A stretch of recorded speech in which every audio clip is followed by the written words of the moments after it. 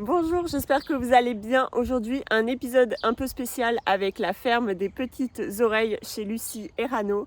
Lucie et Rano, ils élèvent dans un cadre exceptionnel des moutons des Noirs du Valais ainsi que des chèvres naines. Vous verrez, cet épisode il est un peu spécial parce qu'en fait, j'ai pas du tout abordé d'aspect technique ou pratique sur l'élevage parce que j'ai trouvé que leur histoire se suffisait tellement elle était inspirante. Ils ont une approche sensible, sensée, incarnée, intelligente, vraiment globale du lieu qu'ils habitent et de leur élevage. J'ai trouvé ça fascinant. Donc je vous laisse avec eux, je mets en description toutes les informations pour les retrouver et je vous souhaite une belle écoute. Merci d'être sur Raconte-moi un mouton, merci beaucoup d'avoir accepté mon invitation et surtout merci de me recevoir dans ce lieu que vous m'avez fait visiter et qui est quand même assez incroyable.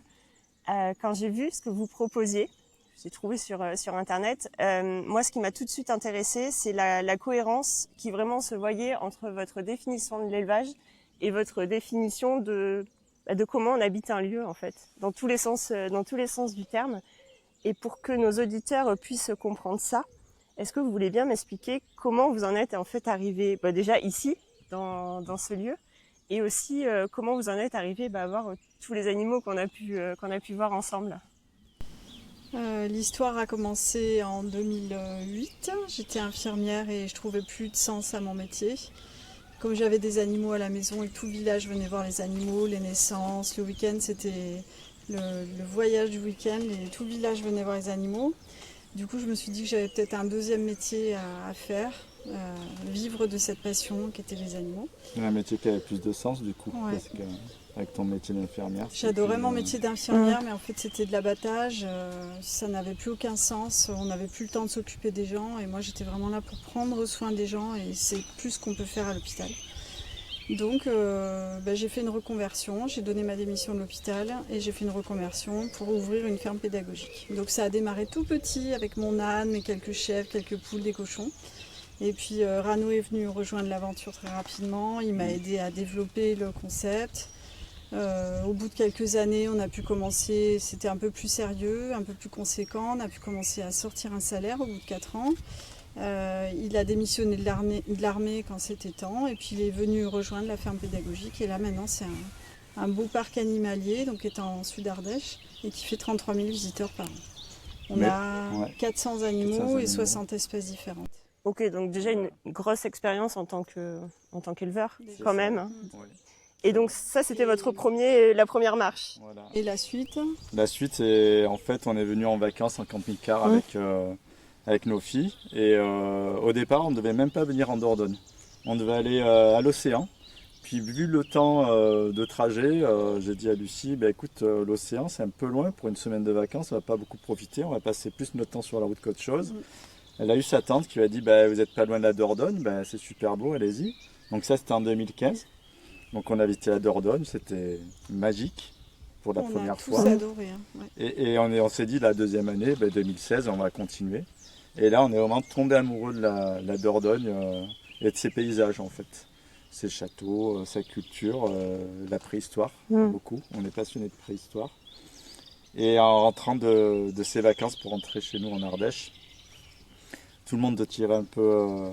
Les filles étaient tristes dans le camping-car, elles parlaient plus, c'était une ambiance morose. Et moi j'avais un petit pincement au cœur de repartir, je me sentais vraiment chez moi ici. Et donc j'ai dit aux filles en me retournant, on n'est pas obligé de subir et de retourner en Ardèche, on pourrait très bien décider d'habiter en Dordogne. Et là les filles ont fait ouais.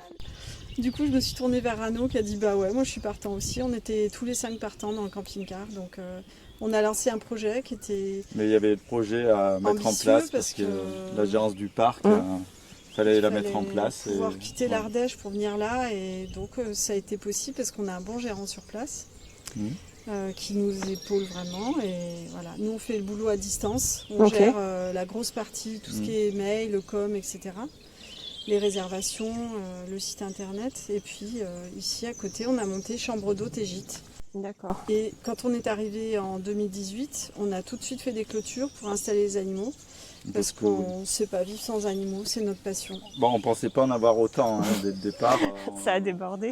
Oui, au début on avait 15 chèvres et puis 2-3 poneys pour entretenir. Et puis ça allait, plus on a fait de clôture, et puis on avait besoin d'animaux pour nous aider à entretenir ces terrains de la manière la plus naturelle, puisqu'on avait fait refaire les pâtures ici. C'était une exploitation, on va dire, de manière conventionnelle. D'accord. Donc ils utilisaient juste les terres pour faire du maïs, du foin, etc. Ça avait été beaucoup traité. Et du coup, on est reparti sur un sol qui était pauvre, et on a enrichi en faisant une vraie prairie avec notre ami et voisin Pascal, qui tient la vache Babio, et lui il est en bio. D'accord. Et grâce à lui, on a des pâtures qui ont maintenant 7 ans, on dirait pas. Qui se développent d'année en année. Voilà, je pense qu'elles vont vivre plus de 15 ans. On dit qu'une pâture c'est 10-15 ans, je pense qu'elle va aller plus loin. Il a mis un mélange de graines mellifères. Et bon, du coup, on a tablé là-dessus aussi pour faire revenir les insectes. Et donc faire revenir les oiseaux, les grands oiseaux de proie, etc. Tout le cycle de la vie de la nature. Et ça marche parce que on voit des fois, on laisse pousser. On ne fauche pas forcément, on n'en fait pas du foin. Cette année, on avait 3 hectares qu'on n'a pas utilisés. Et on l'a laissé, puis ils sont venus, Pascal est venu le faire en mars. Et ça va repartir plein de fleurs. Non mais ça se voit, ouais, c'est des prairies qui sont très diversifiées pour effectivement, si ça a été cultivé à l'échelle du temps, c'est pas non plus énorme en fait. Donc c'est vraiment intéressant de voir qu'elles peuvent revivre. Et rapidement. Au départ, on a dit la terre, là, pas avant 10 ans. Mais non, pas du tout. On nous a dit qu'elle était foutue. Effectivement, quand on a déménagé, qu'on est venu, le sol était pauvre, il n'y avait pas cette bonne odeur d'humus, il n'y avait pas de vers de terre, on voyait que le sol était un peu stérile. Et puis en remettant ce couvert végétal très diversifié et en laissant faire les choses avec les animaux qui pâturent tranquillement à leur rythme, qui enrichissent aussi beaucoup les pâtures, le travail s'est refait.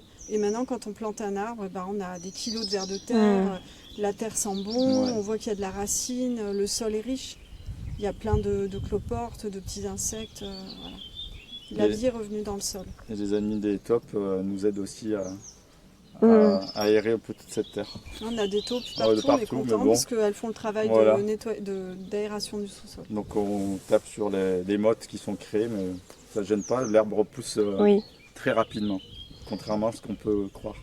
Mais en fait, je trouve que c'est hyper intéressant parce que votre démarche, elle est en fait, c'est cousu de fil d'or en fait. Parce que quand vous êtes arrivé ici, cette terre, elle vous a clairement appelé. C'est ça, exactement. Puis ce lieu que vous avez choisi, qui était quand même en agriculture conventionnelle, vous avez de suite pris le parti de créer quelque chose d'autre. Et moi, ce qui m'intéresse particulièrement, parce que dans mon émission, on parle beaucoup de moutons et de chèvres, c'est vraiment en fait comment ça a un apport dans les deux sens, parce que la diversification que vous avez proposée sur les terres a un vrai intérêt pour l'alimentation de l'animal. Tout à fait.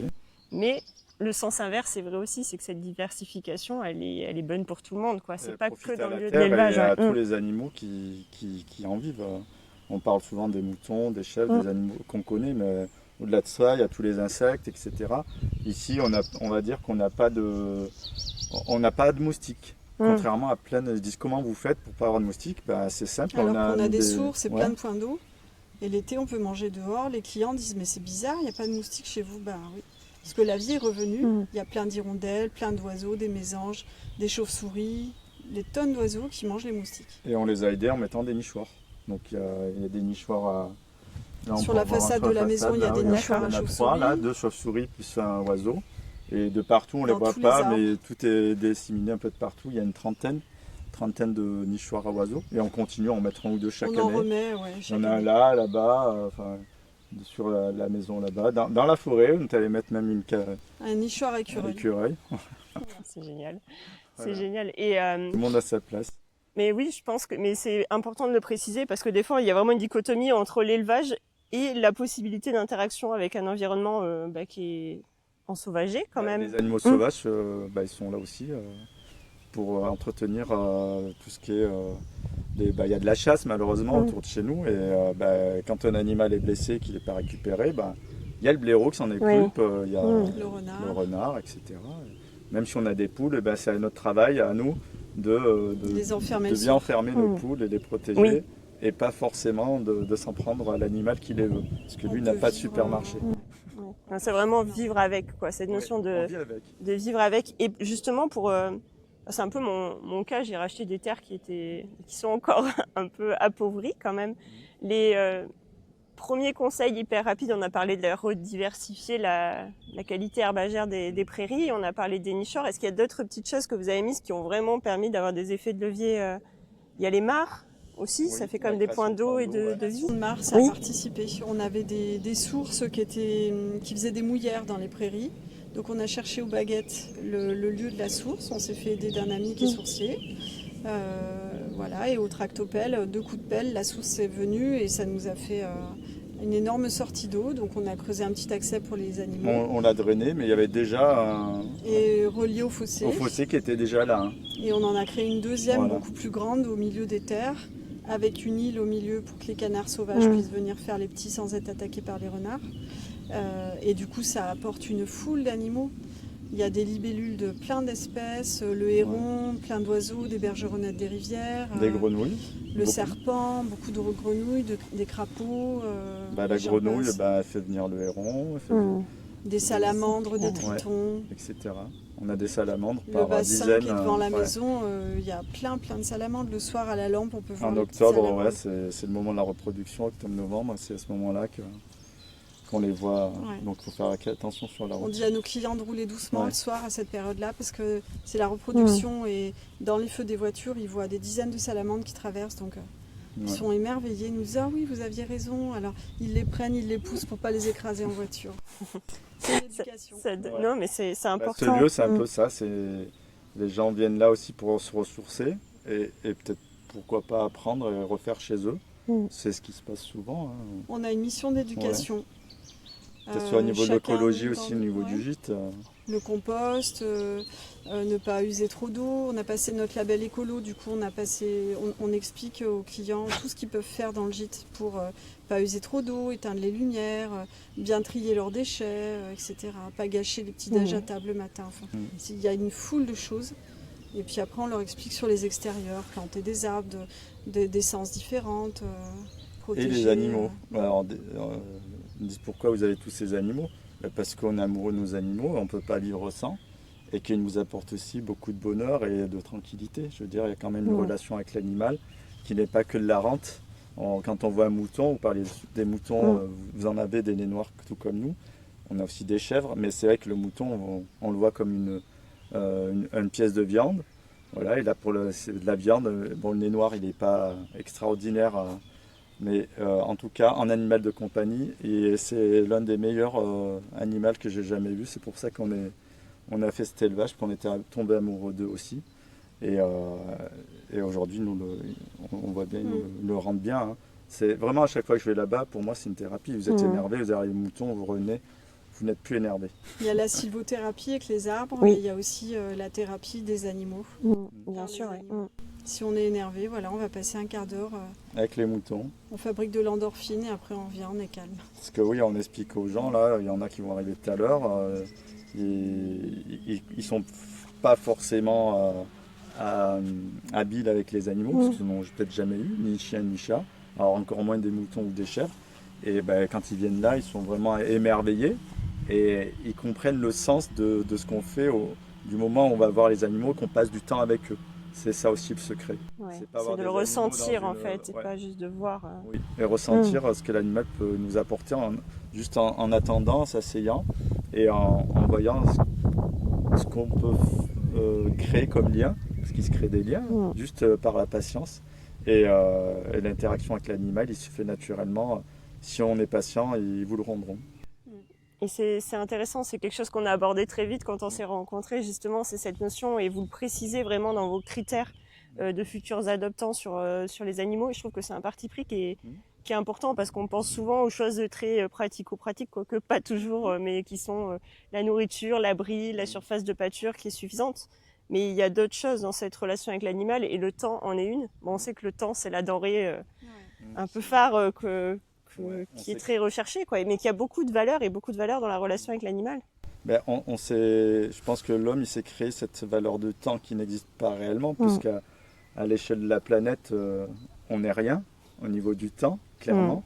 C'est-à-dire, quand on regarde aussi, on est quand même dans la vallée des airs, la vallée de l'homme. Ça a tout son sens ici. C'est vrai. On est en face de Lascaux et ce sens, il est pleinement vécu parce qu'on sent que le temps s'arrête ici. puisqu'on regarde les peintures qu'il y a à Lascaux, c'est moins de 21 000 ans. Ou tout comme Chauvet en Ardèche, on vient d'Ardèche aussi, donc il y a Chauvet, moins 36 000 ans. Et quand on se pose la question du temps, c'est là. Donc ce temps-là, il faut l'amadouer et savoir l'utiliser à bon escient avec les animaux. À ce moment-là, je pense que le temps n'a plus d'importance. Là, on est en plein agnelage ou en pleine naissance. Il n'y a plus rien qui compte, si ce n'est le bien-être de l'animal et que tout se passe bien. Peu importe l'heure, peu importe... à ce moment-là, le temps n'existe pas. Oui, on est vraiment dans un... c'est une valeur temps qui est plus du tout la même, parce qu'en fait, c'est vraiment... Elle n'est pas conditionnée à la montre ou à l'heure qu'on voit sur notre téléphone, sur l'horloge. C'est le temps que va imposer l'agnelage, que va imposer la nécessité d'aller aux animaux, que va imposer plein d'autres choses, quoi. Grâce à l'observation. Ce que connaissent tous les éleveurs, on en est tous là. C'est l'animal avant tout et... Tous les éleveurs, on en est là, on mangera quand l'agnelage sera fini, on rentrera chez nous quand ce sera fini. Ce qui compte, c'est que tout se passe bien. Et tout à l'heure, justement, j'ai bien aimé ton propos sur l'observation, sur tout ce qui peut se jouer, en fait, quand on observe bien ces animaux.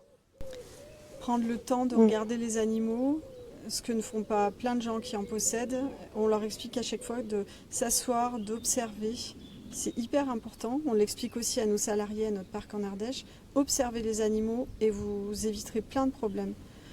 Regarder tout son cheptel d'animaux, c'est regarder un animal qui est pris dans une clôture, qu'on n'aurait pas vu comme ça, un animal qui a des mouches qui ont pondu dans un petit coin, là où il y avait une petite plaie, ou un animal qui va pas bien, qui est esselé, qui est dans un coin, se dire celui-là, il n'a pas un comportement normal, je vais regarder de plus près. Puis là, on s'aperçoit que il a la diarrhée ou il est pris dans quelque chose. Enfin voilà, observer, c'est pour le bien-être de l'animal, c'est éviter des futurs problèmes.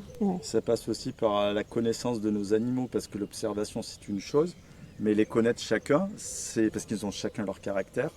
Et par rapport à ça, on va pouvoir se dire oui.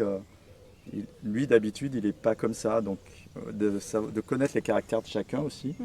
Lucie elle est plutôt côté chèvre, moi je suis plutôt côté mouton, mais chacun de notre côté, Lucie est capable de dire c'est bizarre, d'habitude elle fait pas ça pour ses chèvres. Moi pour mes moutons je dis d'habitude elle est pas comme ça, le groupe il est pas formé alors que celle qui est devant, là elle est derrière.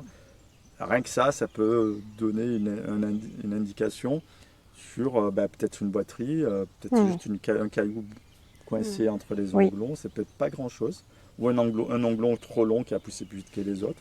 J'ai eu le cas avec Sirius, le bélier reproducteur. Les gens disent il boite. Oui, il y a une heure il boitait pas. Et je vais aller voir et j'ai donné du grain, j'ai regardé, j'ai enlevé un petit caillou et fait un l'onglon. 20 minutes après il boitait plus. Oui, voilà. C'est le fait de de voir de manière assez tôt, pour pas que la situation finalement arrive à un stade qui soit... le caillou qui est là, il aurait pu faire d'une plaie, et de la plaie, laisser rentrer les bactéries, et ainsi de suite. C'est valable pour tous les animaux. On en parlait avec notre ami Pascal qui a 60 vaches. Il connaît tout les caractères de ses vaches. Il voit d'un simple coup d'œil quelle vache ne va pas bien, elle est en retrait du troupeau. Voilà, donc tous les élevages d'animaux, ils ont chacun tous leur caractère, et quand on connaît bien ces bêtes, on est capable de voir, en passant 5 minutes comme ça, on se rend compte très vite qu'il y a quelque chose qui ne va pas. Et c'est là vraiment tout l'intérêt en fait de ce temps. En fait, c'est pas que c'est du temps qui va sur tous les aspects en fait de notre relation avec l'animal, quoi. Je préviens des choses qui peuvent survenir. Il me connaît, donc il est dans une position qui est plus rassurée aussi en notre présence, parce que les animaux, on a à faire quand même des actes, que ce soit les onglons, les vermifugations, enfin plein de choses qui font qu'ils seront beaucoup plus rassurés si on passe du temps avec eux, plutôt que si on vient les voir que pour faire des actes qui sont un peu invasifs. Oui, à ce moment-là, ils risquent surtout d'aller dans l'autre sens, parce qu'il se dit tiens, lui il arrive, il va me faire mal, ou j'ai pas envie qu'il me tienne pour faire ma piqûre de vaccin, etc. Surtout en ce moment avec la FCO chez les moutons, ça c'est une aparté. Mais après, j'ai perdu le fil de ce que je voulais dire. Non, on parlait vraiment de la proximité qu'on a avec nos animaux et comment ça facilite. On gagne du temps. Oui. Le fameux temps. On gagne du temps. Ouais. Non, mais c'est important. Ça prend du temps. Oui, et puis les animaux, plus le soin est long, plus ça peut être pénible aussi. Donc avoir cette complicité, en tout cas c'est peut-être un grand mot, complicité, mais quand même cette proximité qu'ils sont assez en confort pour pas qu'on y passe des heures dans la contention, des choses qui sont pas marrantes, quoi. Faut le dire, complicité, parce que nous on dit toujours à nos visiteurs, à nos amis que nos animaux, c'est nos alliés, Nos associés. nos associés même. C'est des associés. Associés, ouais. vraiment. Grâce à eux, Ouais. les gens viennent, ils nous font travailler, parce que les gens ils viennent pour les animaux, entre autres. Hein. Ils viennent pas pour la maison, hein. Ils viennent pas, ils connaissent pas vraiment le lieu, mais ils viennent parce qu'ils ont vu qu'il y avait des animaux, qu'on pouvait aller les caresser parce qu'ils sont sociables, parce que voilà. Et ils remettent en forme les gens. Ouais.